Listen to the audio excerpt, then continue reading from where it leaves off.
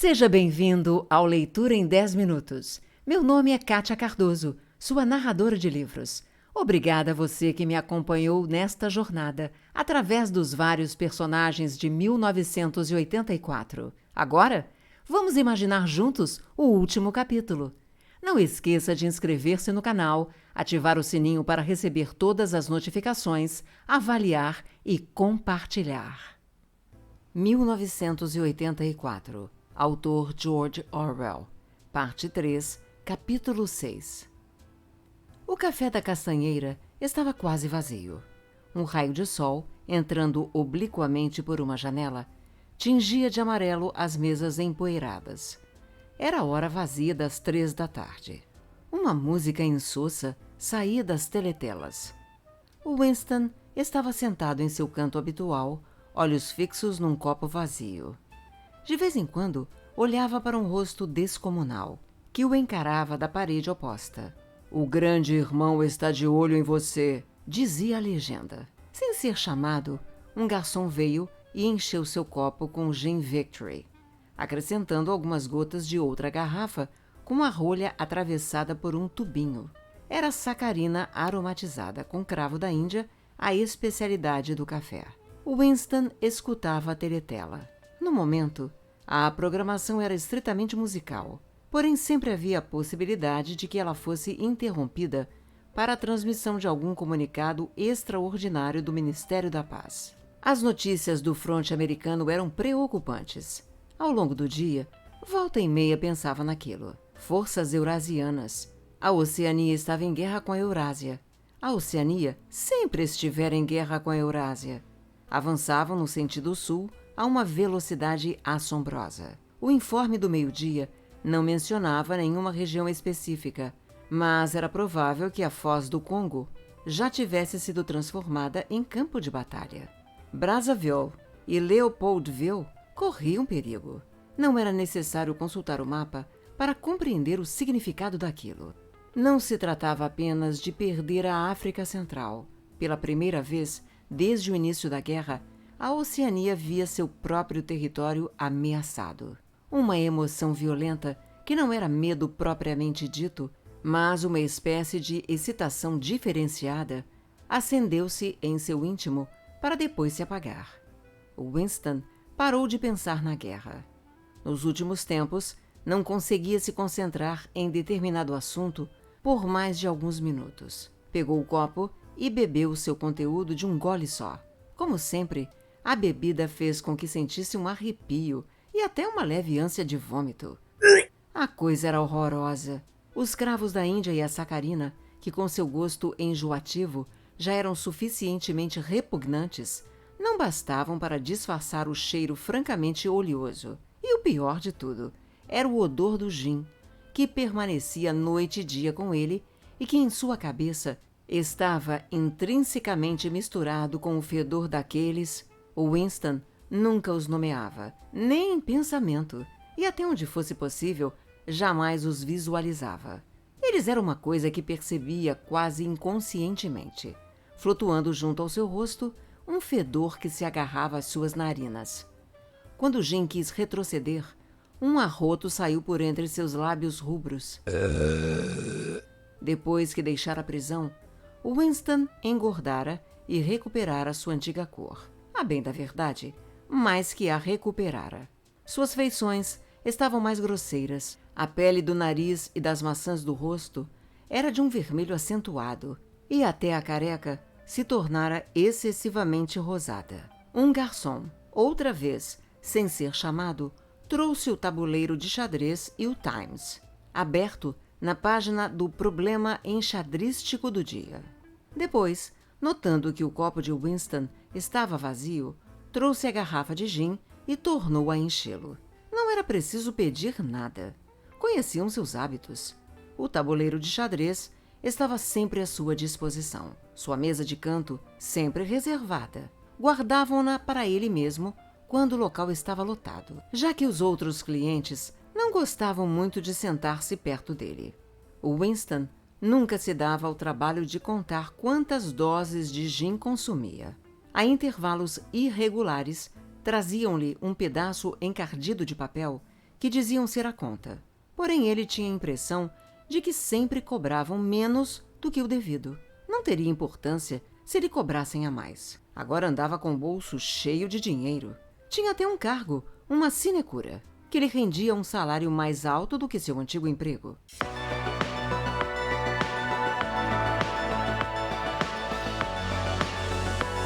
A música que saía da teletela foi interrompida e em seu lugar entrou uma voz. Winston ergueu a cabeça para escutar. Mas não eram notícias do fronte, apenas um breve anúncio do Ministério da Pujança. No trimestre anterior, ao que parecia, a cota de produção de cadarços, estabelecida pelo 10º Plano Trienal, fora ultrapassada em 98%. Winston examinou o problema enxadrístico e espalhou as peças no tabuleiro. Era um final difícil, envolvendo 2 cavalos. Jogam as brancas. Mate em 2 lances. Olhou para o retrato do grande irmão. As brancas sempre dão checkmate, pensou, com uma espécie de misticismo nebuloso. O arranjo é sempre esse, sem exceção. E é assim desde que o mundo é mundo. Nunca houve problema de enxadrismo em que as pretas tivessem ganho. Porventura, isso não simbolizava o triunfo eterno e imutável do bem sobre o mal? O rosto descomunal lhe envolvia o olhar. As brancas sempre dão o checkmate. Na teletela, a voz fez uma pausa e acrescentou em outro tom muito mais sério. Estão todos convocados para um anúncio importante às 15h30. 15h30. Trata-se de notícia da mais alta importância. Não percam. 15h30.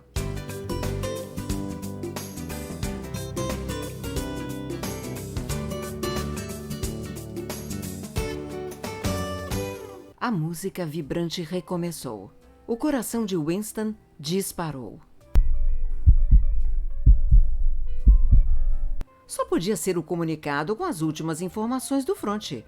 A intuição lhe dizia que as novidades não eram boas. Durante todo o dia, com pequenas ocasiões de excitação, a ideia de uma derrota fragorosa na África de vez em quando invadia seus pensamentos. Parecia-lhe efetivamente ver o exército eurasiano atravessando a fronteira até então inexpugnável e descendo, qual fileira de formigas, para a ponta da África. Por que não haviam encontrado uma maneira de flanqueá-los? O contorno da costa da África Ocidental se destacava vividamente em sua cabeça. Pegou o cavalo branco e moveu-o pelo tabuleiro. Aquela era a posição certa. Tão logo viu a horda preta avançando para o sul, divisou outro exército, misteriosamente reunido, de súbito posicionado em sua retaguarda, cortando suas linhas de comunicação por terra e mar. Sentia que, ao desejá-lo, fazia com que esse outro exército passasse a existir. Mas era preciso agir com rapidez. Se conseguissem controlar a África inteira, se dominassem os campos de pouso e as bases submarinas no Cabo, os eurasianos partiriam a Oceania em 2. As consequências disso eram imprevisíveis. Derrota, colapso, uma nova divisão mundial, a destruição do partido. Winston respirou fundo. Uma extraordinária mistura de sentimentos, embora não fossem propriamente uma mixórdia. Seria mais exato dizer que estavam dispostos numa série de camadas, sendo impossível dizer qual a mais profunda. Havia uma briga em seu íntimo. O espasmo passou. Winston pôs o cavalo branco de volta no lugar, mas, por enquanto, não conseguia dedicar-se a um estudo sério do problema enxadrístico. Seus pensamentos mais uma vez divagaram. De modo quase inconsciente, escreveu com o dedo na poeira da mesa. 2 mais 2 é igual a 5. Eles não podem entrar em você, dissera Júlia. Mas podiam entrar, sim. O que lhe acontecer aqui é para sempre, dissera O'Brien. Era verdade. Havia coisas, atos cometidos pela própria pessoa, das quais não era possível recuperar-se. Algo era destruído dentro do peito, queimado, cauterizado. Winston vira Júlia. Inclusive falara com ela. Não havia perigo nisso. Sabia, como por instinto, que quase já não se interessavam pela conduta dele. Podia até ter combinado um segundo encontro com ela, se um dos dois tivesse desejado. Na realidade, haviam se encontrado por acaso. Fora no parque, num dia horrível de março, de um frio cortante, com a terra dura como ferro e a relva aparentemente toda morta. Não havia nenhum broto à vista, exceto alguns crocus que tinham aflorado apenas para se expor à ação devastadora do vento. O Winston caminhava apressado de mãos congeladas e olhos lacrimejantes quando a viu, menos de 10 metros à frente. Passaram um pelo outro quase sem dar conta, mas ele fez meia volta e foi atrás dela sem muito entusiasmo. Sabia que não havia perigo. Já não despertavam interesse. Júlia não disse nada. Saiu andando na diagonal pela relva, como se quisesse livrar-se dele. Depois, aparentemente se conformou em tê-lo a seu lado. Entraram numa moita de arbustos rotos e desfolhados, um lugar que não servia nem para ocultá-los, nem para protegê-los do vento. Pararam de andar. Fazia um frio terrível. O vento assobiava por entre os ramos secos e castigava os eventuais crocos de aspecto encardido.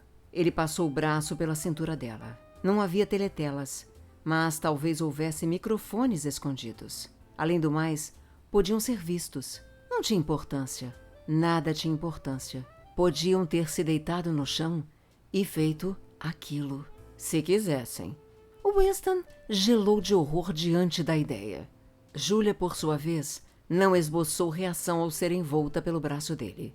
Nem sequer tentou se soltar. O Winston soube então o que se modificara nela. Seu rosto estava lívido e havia uma grande cicatriz, parcialmente oculta pelo cabelo, que ia da testa à têmpora. Mas não era essa a transformação. A diferença era que sua cintura estava mais pesada e surpreendentemente mais rígida. Winston se lembrou da ocasião em que, após a explosão de um míssil, ajudara a tirar um cadáver do meio dos escombros e recordou seu espanto não apenas como o incrível peso do corpo, como também com sua rigidez e difícil manipulação, que faziam-no parecer mais pedra que carne. O corpo de Júlia tinha essas características. Ocorreu-lhe que sua pele devia estar com uma textura muito diferente da de antes. Ele não tentou beijá-la, e os dois permaneceram mudos. Quando saíram da moita e voltaram pela relva, Júlia o encarou pela primeira vez. Foi um olhar rápido, repleto de desprezo e aversão. Ele se perguntou se era uma aversão oriunda estritamente do passado ou se também teria sido suscitada pela deformação de seu rosto e pelas lágrimas que o vento teimava em arrancar de seus olhos. Sentaram-se em 2 cadeiras de ferro, lado a lado, mas não muito perto um do outro. Ele percebeu que ela estava prestes a dizer-lhe alguma coisa.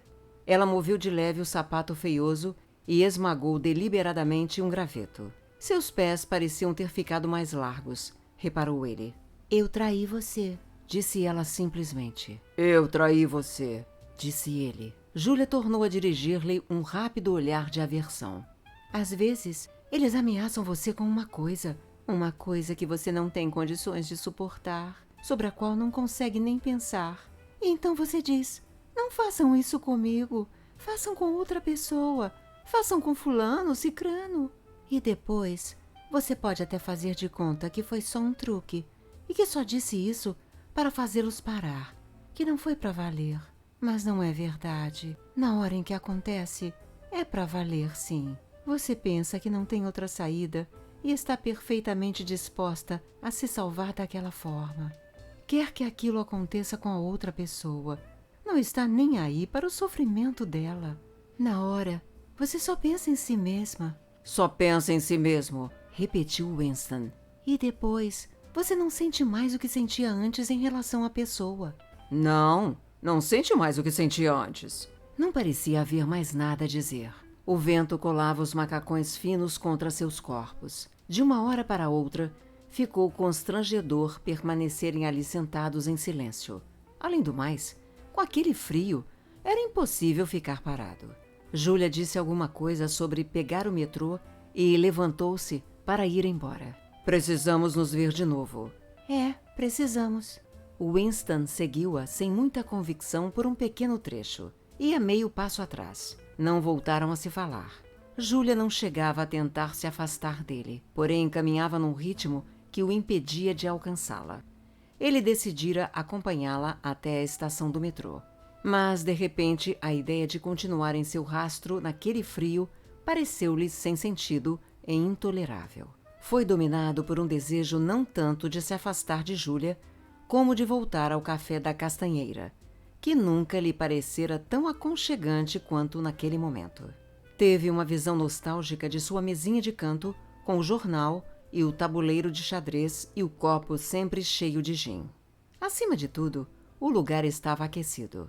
No instante seguinte, de modo não totalmente acidental, permitiu que um pequeno grupo de pessoas se interpusesse entre ela e ele. Fez uma tentativa indolente de voltar a se aproximar dela.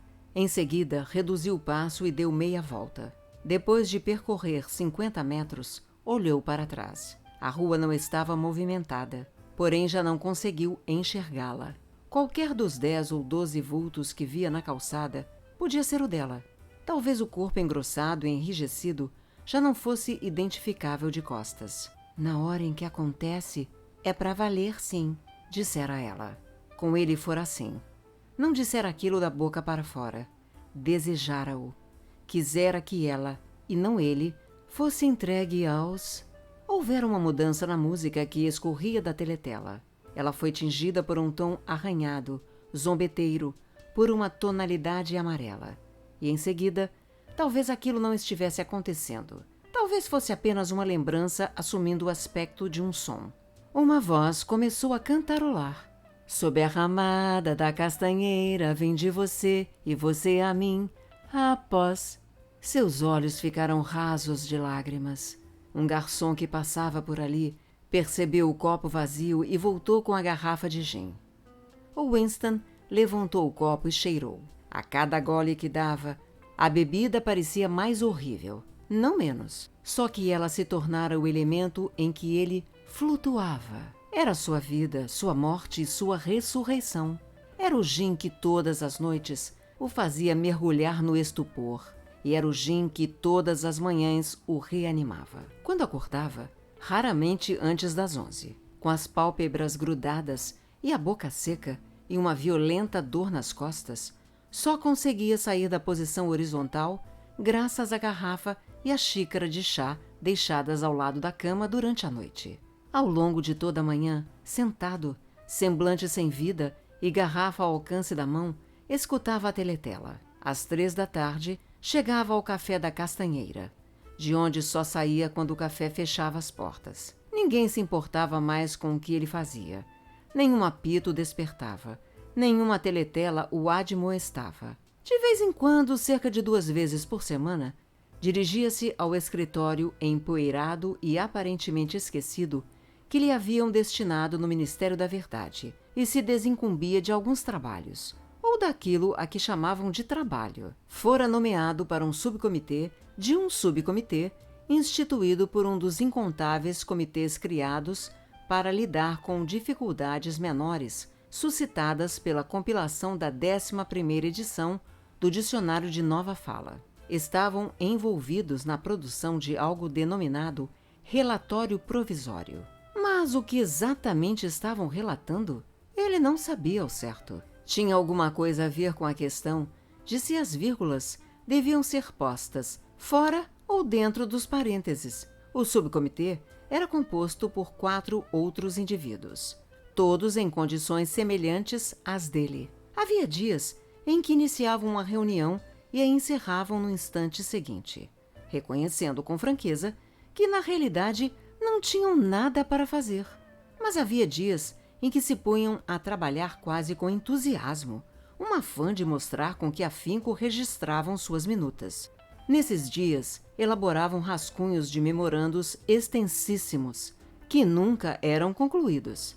Dias em que a discussão sobre o que supunham estar discutindo tornava-se extraordinariamente intrincada e obtusa, com controvérsias sutis sobre definições, digressões enormes, brigas, durante as quais chegavam mesmo a ameaçar recorrer às autoridades superiores. E então, de repente, a vida se esvaía deles e eles ficavam sentados em volta da mesa, olhando uns para os outros, com expressão apagada, como fantasmas se dissolvendo ao raiar do dia.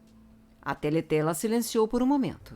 Winston tornou a erguer a cabeça. O comunicado! Mas não estavam apenas trocando a música. Viu o mapa da África por trás das pálpebras. O movimento das tropas era um diagrama. Uma seta preta, traçada verticalmente em sentido sul, e uma seta branca, traçada horizontalmente em sentido leste, cortando a extremidade posterior da primeira seta. Como se buscasse encorajamento, olhou para o rosto imperturbável do cartaz. Seria possível que a segunda seta nem sequer existisse? Seu interesse tornou a esmorecer. Tomou outro gole de gin. Pegou o cavalo branco e experimentou uma jogada. Cheque! Mas evidentemente não era o movimento correto, pois, sem ser evocada, uma lembrança aflorou em sua mente. Viu um cômodo iluminado à luz de velas, uma cama enorme, coberta com uma colcha, e viu a si mesmo, um menino de 9 ou 10 anos, sentado no chão, chacoalhando uma caixinha de dados e rindo com animação. Sua mãe estava sentada na frente dele e também ria. A cena devia ter acontecido um mês antes do desaparecimento da mãe. Fora um momento de reconciliação, em que Winston esquecera a fome que fustigava seu ventre e conseguira reviver por algum tempo a antiga afeição que sentia por ela. Lembrava-se bem daquele dia. Chovia torrencialmente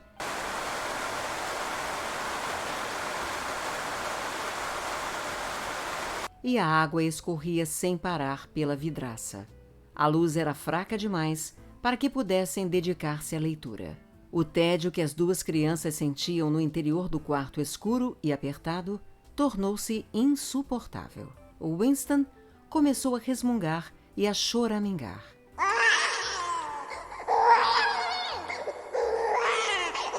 Reclamando em vão por comida, irrequieto, tirando tudo do lugar e dando chutes nos rodapés até os vizinhos baterem na parede. Enquanto a irmãzinha chorava intermitentemente. Agora se comporte porque eu vou comprar um brinquedo para você. Um brinquedo lindo. Você vai adorar. E então saíra na chuva para ir a uma lojinha da vizinhança que ainda abria esporadicamente, e voltara com uma caixa de papelão contendo um jogo de Snakes and Ladders. O Winston ainda se lembrava do cheiro do papelão úmido. Era um jogo de péssima qualidade. O tabuleiro estava rachado e os dadinhos de madeira eram tão porcamente talhados que mal paravam em pé. Ele olhou para a coisa com mau humor e desinteresse, mas a mãe acendeu uma vela e os dois se sentaram no chão para jogar. Em pouco tempo, Winston estava na maior animação, rindo alto com as peças que galgavam esperançosas as escadas para em seguida deslizar pelas cobras. Quase voltando ao ponto de partida. Jogaram 8 partidas, com 4 vitórias para cada um. A irmãzinha, muito pequena para entender o jogo, sentara-se com as costas apoiadas num travesseiro e ria enquanto eles riam.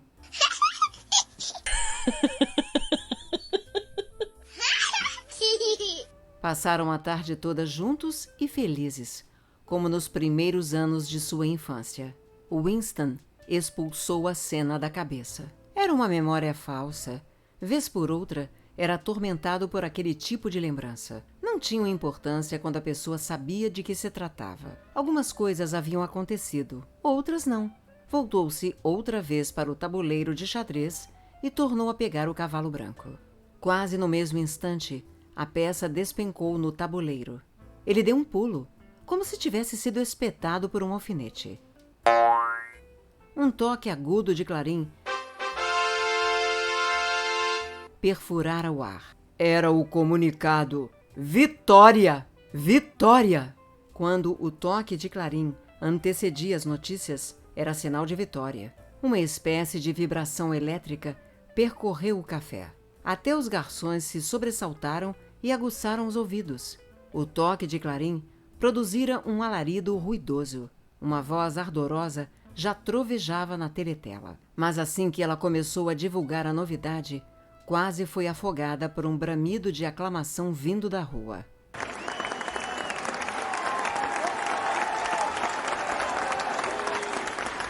Como por mágica, a notícia se espalhara pelas ruas. Winston ouvia a teletela com dificuldade, só o suficiente para compreender que tudo acontecera como ele havia previsto. Uma enorme frota marítima secretamente reunida. Um ataque de surpresa contra a retaguarda do inimigo. A seta branca cortando a extremidade posterior da seta preta. Fragmentos de frases triunfantes atravessavam a algazarra. Manobra estratégica de grandes proporções, coordenação perfeita, 500 mil de prisioneiros, desmoralização total, controle de todo o continente africano, deixando a guerra a uma distância previsível do fim. Vitória! A maior vitória da história da humanidade! Vitória, vitória e vitória!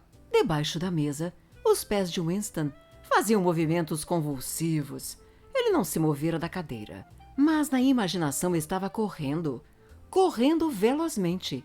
Estava com as multidões que tomavam as ruas, urrando de alegria.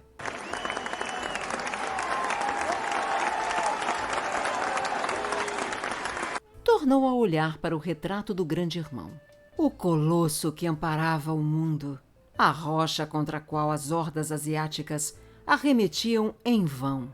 Winston recordou que 10 minutos antes, sim, apenas 10 minutos antes, ainda nutria no íntimo dúvidas sobre as notícias que estavam para chegar do fronte. Não sabia se anunciariam a vitória ou a derrota.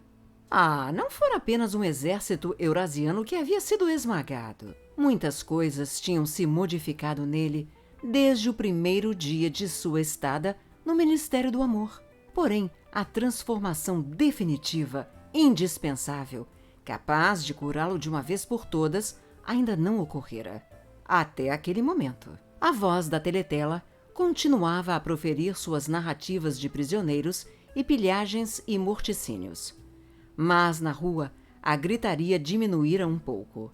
Os garçons retornaram ao trabalho. Um deles se aproximou com uma garrafa de gin. Mergulhado num sonho jubiloso, Winston não se deu conta de que enchiam seu copo. Já não corria nem urrava de alegria. Estava de volta ao Ministério do Amor, com todas as coisas perdoadas. A alma branca como a neve. Estava no banco dos réus, em praça pública, confessando tudo, comprometendo todo mundo. Estava atravessando o corredor de ladrilhos brancos com a sensação de caminhar à luz do sol, tendo às costas um guarda armado. O tão esperado projétil perfurava-lhe o cérebro. Olhou para o rosto descomunal. 40 anos haviam sido necessários para que ele descobrisse que tipo de sorriso se escondia debaixo do bigode negro. Que mal-entendido cruel e desnecessário! Que obstinado autoexílio de peito amoroso! 2 lágrimas, cheirando a gin, correram-lhe pelas laterais do nariz. Mas estava tudo bem. Estava tudo bem. A batalha chegara ao fim. Ele conquistara a vitória sobre si mesmo. Winston amava o grande irmão. Obrigada pelo seu tempo e por ter ficado comigo até agora. Se você gostou, inscreva-se no canal, avalie e compartilhe, pois isto incentiva o meu trabalho.